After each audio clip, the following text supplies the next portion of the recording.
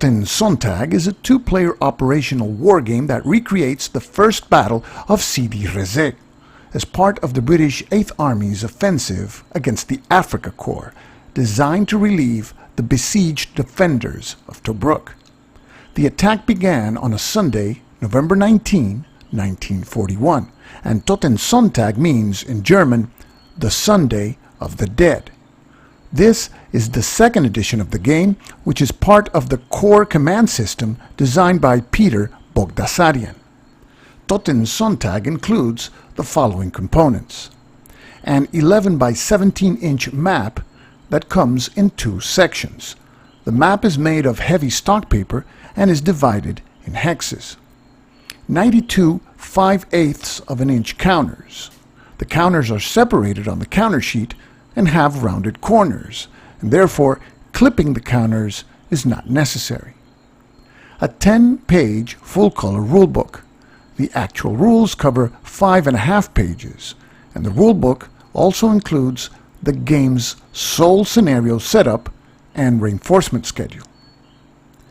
An 8.5 by 11-inch two-sided player aid card, 2 dice, and 1 plastic bag to store the counters. The game includes one scenario, and victory is achieved by the British player if at the end of the game he has scored 1 victory point. Victory points are gained by the British player as follows: 1 victory point each for control of Sidi Rezegh, Gambut, and El Adem. 2 victory points for relieving Tobruk, and Tobruk is relieved if the British exit infantry, armor, and recon units totaling at least 9 strength points via hex Q2. Victory points can also be lost by the British depending if any of their divisions have been shattered, and shattered means that the division has lost a specific number of units as specified in the rules. 1 victory point is lost if the 1st South African Division is shattered, and 1 victory point is lost also if the 2nd New Zealand Division is shattered. If the British 7th Armoured Division is shattered, the British lose 2 victory points. The map shows the area to the south of Tobruk where the battle was fought, and each hex represents approximately 3 miles from side to side. The map also includes a turn record track, an activation number track, as well as various summaries of information needed to play the game.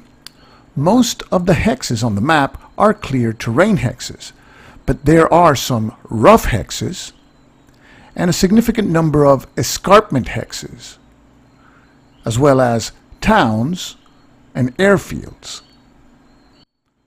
On the Allied side, British units are printed on a red background, South Africans on orange, and New Zealanders on blue. On the Axis side, German units are printed on black, while their Italian allies are printed on gray. Units in this game from both sides are represented at battalion strength. There are 4 types of units in the game: armored units, which show a picture of a tank; reconnaissance units, showing an armored car; infantry units; and artillery units. Let's take a look at the information printed on the counters. The leftmost number is the unit's strength factor. This represents the unit's cohesion and firepower and is measured in strength points. If a unit receives hits equal or greater than its strength points, it is eliminated. The number in the center is the protection factor, which represents the difficulty in damaging a unit. Whenever a final attack number is greater than a defending unit's protection factor, the defending unit receives 1 or more hits. The rightmost number is the initiative factor. This represents the unit's ability to cover ground and its overall responsiveness. Artillery units have an additional number in the center dot of their symbol, and this is the range in hexes upon which they can fire. Totensonntag does not use a rigid sequence of play like in other games. Instead, each turn consists of a number of couplets, during which each player receives one impulse. Each impulse allows a player to take one action with each of his activated units. After 4 couplets are completed, the turn is over and night falls, during which the only actions the players can take is to recover strength points lost by their units. Each couplet begins with each player rolling 1 die to determine each side's activation number, which is recorded on the activation track printed on the map. The side with the highest die roll goes first, and in the event of a tie, the Africa Corps player goes first. Only units with an initiative rating that is equal or higher than the activation number may be activated during an impulse. If a player rolls a 5, the player may increase or decrease the activation number by 1 for his next impulse. If a player rolls a 6, he may secretly choose any activation number in his next impulse. In this game, as a consequence, there is a trade-off. Is it better to go first moving fewer units, or go second moving more? To recreate the surprise caused by the initial British attack, during the initial couplet of the game, the British player may choose his activation number. The Germans have certain units with a combined armed tactics bonus. These units have a C superscript on their initiative rating, which increases their initiative factor by 1 only if they begin an impulse stacked with a Panzer III unit. The British have various American Stuart tank units. These have an initiative rating of 3 with a +2 superscript. This +2 is added to the initiative rating only if the unit initiates an assault. If the unit conducts movement or an overrun, its regular 3 rating is used. Once a unit is activated, it can move or assault. It cannot do both. A unit can also pass and do nothing. The number of movement points that a unit receives in each impulse varies. Each unit receives a number of movement points equal to the activation number for that impulse, with armored, recon, motorized, and artillery units receiving an extra point. As to stacking, in this game there's a maximum limit of 3 units in 1 hex. Stacking is checked at the end of each impulse with excess units destroyed by its owner.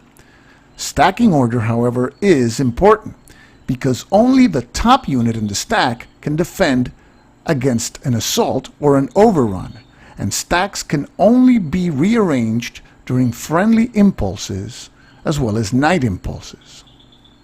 In this game there are zones of control projected by combat units, and these are the hexes immediately surrounding a combat unit. Units must stop upon entering an enemy zone of control. A unit that starts in an enemy zone of control may move to another zone of control but then must stop, and artillery units can never enter enemy zones of control. Let's take a look at some examples of play. In this example, both players roll a die to determine their respective activation numbers. The British player rolls a 3 and the German player a 4. Thus the Germans have the first impulse. The Panzer III can be activated, as well as the stacked motorized infantry unit. Note that this unit has an initiative factor of 3, but because of the combined armed bonus, that is increased to 4, which is exactly what the German player rolled. The recon unit is also activated. Note that the German infantry unit with an initiative factor of 2 and the Italian tank unit with an initiative factor of 3 cannot be activated. Now let's take a look at the British activation. The British had rolled a 3, and because the initiative rating of all the units shown here is 3 or higher, all units can activate for this impulse. A British Stuart light tank unit with a strength of 3 assaults an Italian tank unit in clear terrain. The attack strength is 3 plus a die roll of 8 for a total of 11. This is 1 higher than the Italian tank unit's protection factor of 10. Thus, the defending unit takes 1 hit and is inverted. In this assault example, the German Panzerjäger unit assaults a British Matilda tank unit in clear terrain. The Panzerjäger, with a strength of 2 and a +2 superscript, has a total strength of 4 because it is attacking an enemy armored unit. And the roll is a 9 for a total of 13, which is 2 greater than the Matilda's 11 protection factor. The Matilda, with a strength of 1, is destroyed and removed from play. In this example, a Panzer III unit assaults a reduced Crusader. The Panzer III with a strength of 3 receives always a +1 bonus when assaulting. So, the die roll is a 7, a total of 11, 1 more than the protection factor of the Crusader. The Crusader suffers 1 hit, and we signify that by placing a 1-hit marker underneath the counter, and now the Crusader has 1 strength point left. Overruns can be conducted by armored and motorized units, and it's a form of movement and assault. This Panzer III unit moves 2 hexes and pays the cost of the terrain of the defending recon unit to announce the overrun. Defending recon units in overruns reduce the strength of the attack by 1, so the Panzer attacks with a strength of 3 plus 7 for the die roll is 10, which is equal to the protection factor of the recon unit, and therefore the recon unit suffers no hits. Recon units, if adjacent to a defending enemy unit, can provide support to an assault. Here, British infantry is attacking German infantry in escarpment.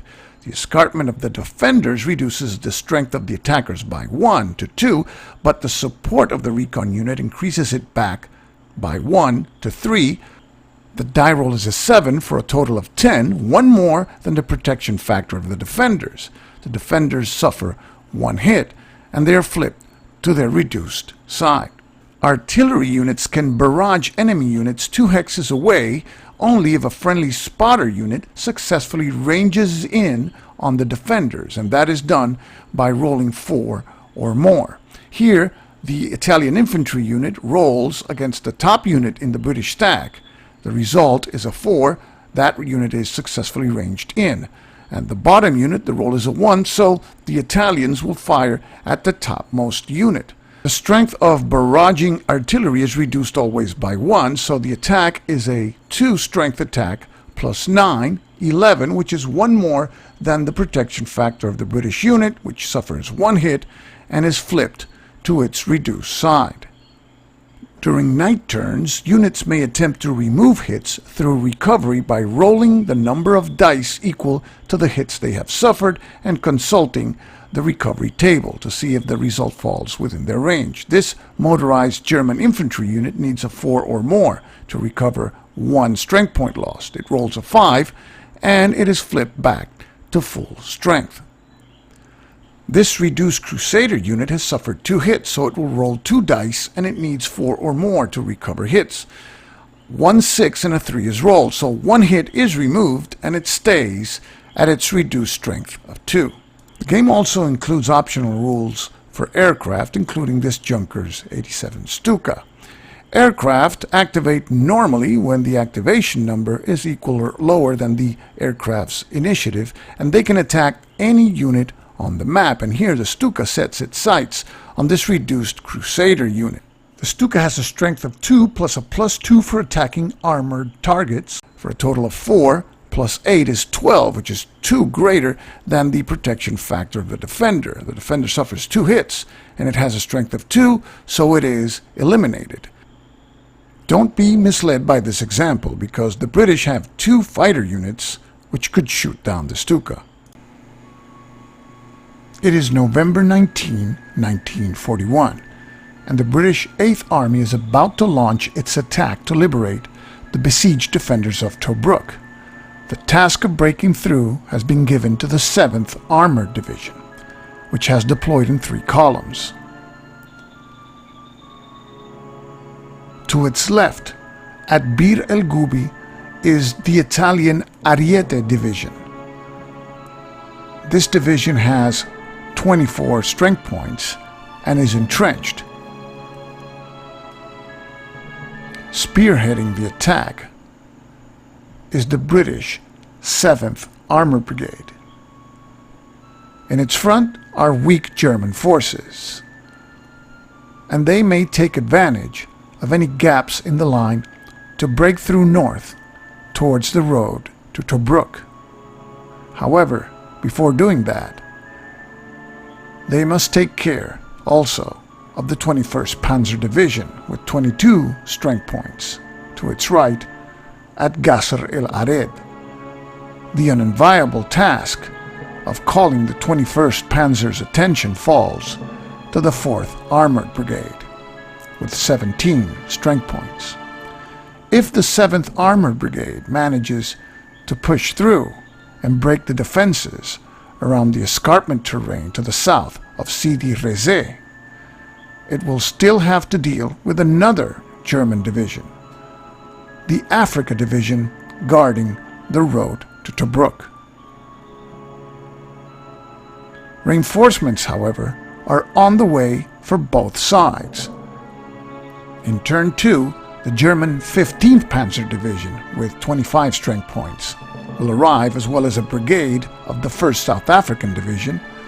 Another brigade of that division comes in turn 3, and artillery elements for the Germans as well.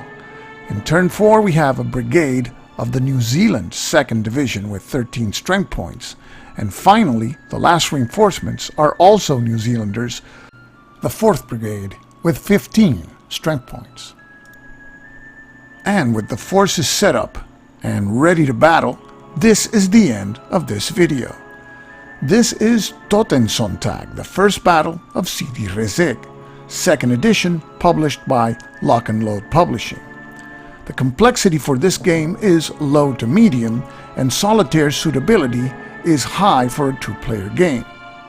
I hope that this video has given you an idea of the flow of the game and what the game has to offer. This is Stuka Joe signing off for now. Thanks for watching.